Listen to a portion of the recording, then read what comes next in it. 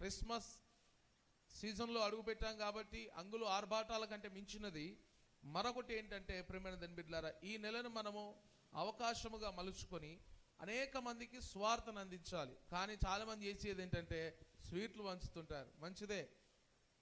ఇంకా అనేకమైన విషయాలను తెలియజేస్తుంటారు, ఇంటిని కూడా అలంకరిస్తుంటారు, మంచిదే, తప్పు కాదు. కానీ దానికంటే మించినది ఆత్మ అలంకరణ చాలా ప్రాముఖ్యమైందని నేను చెప్తున్నటువంటి ఈ పరిశుద్ధ లేఖనం ద్వారా దేవాది దేవుడు హెచ్చరిస్తూ ఉన్నాడు.